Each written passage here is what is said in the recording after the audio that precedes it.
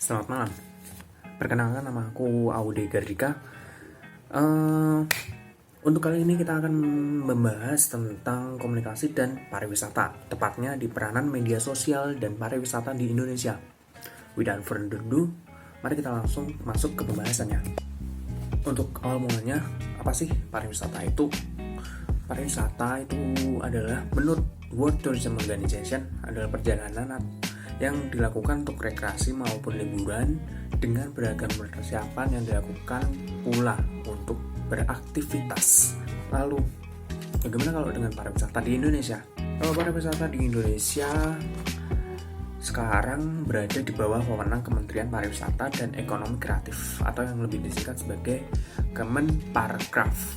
Nah, Kementerian Pariwisata dan Ekonomi Kreatif ini sekarang dipimpin oleh Pak Wisnu Tama Kusubandio sebagai menterinya. Nah, pernah dengar kan tagline Wonderful Indonesia? Nah, itu tagline dari Kemenparkraf itu sendiri. Indonesia itu sebagai negara yang memiliki banyak keanekaragamannya. Tidak cuman hanya keindahan alam, tetapi juga ada budaya, adat istiadat, makanan khas dari setiap daerah, lalu seperti bahasa, lalu kekayaan flora dan faunanya itu juga beragam. Itu menjadi daya tarik tersendiri bagi masyarakat di Indonesia atau masyarakat di luar negeri itu sendiri. Terlebih lagi, Indonesia menduduki peringkat ke-6 dari 20 negara yang paling indah di dunia. Nah, media sosial ini berperan besar dalam pengembangan dan promosi pariwisata di Indonesia. Lalu, seperti promosi wisata tidak hanya dilakukan dalam bentuk pameran atau pameran-pameran wisata, terus festival budaya yang diadakan di dalam negeri atau di luar negeri. Nah, untuk mempromosikan ini tidak hanya menggunakan media cetak saja, tetapi mengikuti perkembangan zaman, bidang pariwisata itu akan mempromosikan melalui media online atau media sosial seperti Instagram, Twitter, YouTube, Facebook, dan yang lain-lainnya. Nah, untuk yang promosi selanjutnya, atau kita lebih sering tahu seperti agensi-agensi atau jasa-jasa open trip atau guide tour, mereka semua menggunakan media sosial sepenuhnya digunakan untuk sebagai landscape pemasaran mereka, sebagai lahan untuk promosi open jasa yang mereka tawarkan di bidang pariwisata. Belum berlanjut, kita membahas pemanfaatan media sosial itu sendiri. Pemanfaatan media sosial itu ada 1, 2, 3, 4, 5. Nah, ada 5. Yang pertama adalah sumber informasi. Nah, sumber informasi ini berguna untuk mengupas hal-hal yang berkaitan dengan tempat wisata tersebut. Contohnya seperti tips and trick wisata, lalu tempat wisata, info-info tentang tempat wisata tersebut, atau bahkan akomodasinya. Lalu yang kedua adalah pemanfaatan media, yaitu komunikasi. Komunikasi di sini dalam artian pelaku bisnis di industri media pariwisata memanfaatkan platform media sosial untuk berkomunikasi dan berinteraksi dengan pelanggan-pelanggannya. Nah, komunikasi ini terjadi dua arah sehingga pelaku bisnis bisa mengetahui apa yang diinginkan oleh pelanggan-pelanggannya. Lalu pelaku bisnis ini, seperti contohnya agensi perjalanan, open trip, itu bisa meningkatkan pelayanan sebagai bagian dari promosi wisata yang dilakukan. Lalu pemanfaatan media yang ketiga adalah membentuk persepsi dan emosi.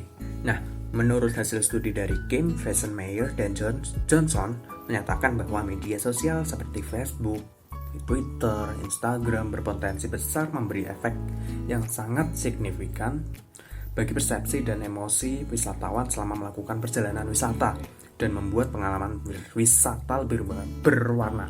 Dalam artian mengenalkan daerah-daerah yang berpotensi menjadi destinasi wisata kepada khalayak. Branding ini disebut juga dengan identitas daerah wisata seperti nama, logo, warna, atau tagline.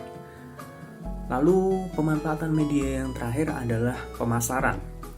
Pemasaran di sini adalah untuk pelaku bisnis dapat menerapkan strategi komunikasi yang pas atau sesuai dan efektif. Salah satunya strategi komunikasi melalui jejaring sosial. Lalu dengan menitik beratkan konten yang menarik dan mendorong pembaca untuk membaginya melalui jejaring sosial pada orang-orang yang menjadi teman-temannya. Untuk pemanfaatan media yang kelima ini hampir sama dengan pemanfaatan media yang ketiga, yaitu membentuk persepsi dan emosi. Nah, di pemanfaatan media yang terakhir ini, yaitu pemasaran, itu secara tidak langsung masyarakat juga berperan sebagai agen pemasaran. Nah, lalu di media promosi ini kita ada dua jenis, yaitu media promosi konvensional dan media promosi online atau media sosial. Nah, untuk yang media promosi konvensional ada 3, televisi atau radio, brosur, dan pameran. Nah, untuk televisi dan atau radio itu 5 atau 10 tahun lalu mungkin promosi wisata masih sering disiarkan di TV atau televisi atau radio. Tetapi untuk zaman sekarang sangat berkurang karena animo masyarakat yang berpindah ke media sosial. Lalu untuk yang media promosi konvensional yang kedua yaitu brosur. Pernah nggak sih ketika kita memesan tiket maupun voucher melalui agensi wisata, kita akan mendapatkan brosur, atau ketika kita mendatangi suatu agensi wisata, kita melihat ada brosur yang disediakan di depan lobi, di meja register atau tempat-tempat untuk pendaftaran agensi perjalanan. Nah, brosur ini mulai ditinggalkan karena muncul aplikasi-aplikasi startup. Lalu yang terakhir adalah media promosi melalui pameran. Nah, untuk media promosi melalui pameran ini masih sangat eksis hingga sekarang karena bisa diperhatikan dalam 1-2 bulan. Dalam 1-2 bulan sekali pameran wisata masih diselenggarakan di pusat-pusat perbelanjaan. Contohnya seperti kayak di Citraland Semarang. Kadang di Citraland Semarang kita mendapati ada pameran wisata yang diselenggarakan di situ. Lalu berlanjut ke media promosi yang melalui media sosial atau media online. Di sini ada 3 juga, yaitu yang pertama adalah YouTube atau vlogger. Lalu yang kedua Instagram atau Facebook. Yang ketiga adalah ticketing startup. Nah, untuk yang pertama adalah YouTube atau vlogger. Nah, di sini di platform ini peluang banyak orang untuk menjadi vlogger di YouTube yang dapat berwisata sekaligus mengabadikan kegiatannya. Nah, kita bisa search di YouTube seperti traveler vlogging. Itu akan muncul banyak sekali user-user yang memposting tentang kegiatan mereka selama berwisata atau traveling. Lalu yang kedua adalah Instagram, Facebook. Nah, di Instagram atau Facebook ini ada yang namanya fitur place atau location. Di media sosial ini, pengguna dapat memposting feeds atau story tentang tempat wisata yang sedang dikunjungi. Nah, mengingat media sosial ini sangat efektif karena banyaknya jumlah pengguna di kedua media sosial ini. Bisa dilihat ya, teman-teman kalau misal sedang membuka Instagram atau Facebook atau media sosial seperti Twitter juga, di situ kan ada fitur namanya location atau place. Ketika teman-teman sedang mengunjungi suatu daerah wisata, contoh begini, si A sedang mengunjungi Lawang Sewu di Semarang. Nah, si A ini mendokumentasikan lalu share hasil dokumentasi tersebut ke Instagram, ke story Instagram atau feeds Instagram. Nah, si A ini menambahkan location di situ, di story atau feeds tersebut bernama Lawang Sewu. Fitur location atau place ini, fitur place atau location Lawang Sewu, orang-orang yang mengikuti si A ini dapat mengeklik Lawang Sewu tersebut. Nah, ketika diklik location tersebut akan muncul banyak sekali foto atau video mengenai Lawang Sewu gitu. Nah, yang ketiga adalah tiketing startup. Tiketing startup ini hadir yang bergerak di jasa open trip atau perjalanan wisata. Ini sangat membantu industri wisata. Lalu kita ambil contoh yang lebih spesifik, yaitu media sosial pada warung kopi Merapi. Nah, bisa teman-teman lihat ada 3 screenshotan dari Instagram Kopi Merapi atau hashtag Kopi Merapi. Nah, di sebelah kiri kita bisa lihat. Nah, ketika kita mengeklik hashtag Kopi Merapi atau kita search di Instagram hashtag Kopi Merapi, nah, akan muncul gambar-gambar orang-orang yang berkunjung di sekitar Kopi Merapi ada sekitar di warung Kopi Merapi, lalu mengunggahnya akan muncul foto-foto yang bersangkutan dengan hashtag Kopi Merapi.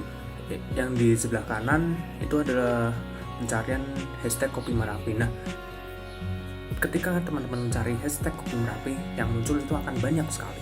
Bisa aja hashtag Kopi Merapi Jogja, hashtag Kopi Merapi Arabica, dan sebagainya. Jadi tidak hanya sekedar cuman hashtag Kopi Merapi saja.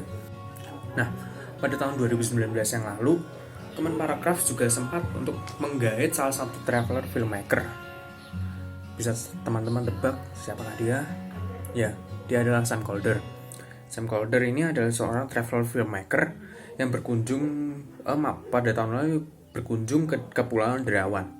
Nah, dalam kunjungan ini, tujuan dari Sam Kolder yang seorang trendsetter dalam dunia fotografi dan videografi adalah membantu Kementerian Pariwisata untuk mempromosikan objek-objek wisata di Kabupaten Berau.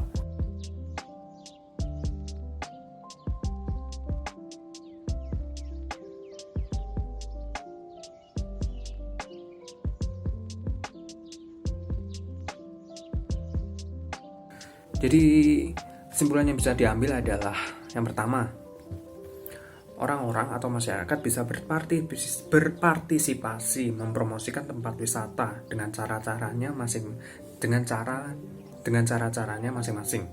Seperti men-share foto atau video lalu disertai dengan caption yang mengedukasi mengenai tempat wisata tersebut. Lalu yang kedua, media sosial sangat berperan besar. Seperti contoh tadi, Instagram memiliki fitur place, location, dan hashtag yang bisa memudahkan orang untuk mencari tempat wisata. Lalu kesimpulan yang terakhir adalah media YouTube bisa digunakan untuk orang-orang yang memiliki kemampuan videografi, lalu men-share perjalanan wisata dengan visual yang epic, seperti contohnya Sam Kolder tadi. Atau contoh lainnya adalah travel filmmaker atau travel vlogging yang bisa teman-teman cari di YouTube. Baik, sekian pembahasan kali ini tentang peranan media sosial dalam pariwisata Indonesia. Saya Audegardika pamit undur diri. Thank you and see ya. Cheers.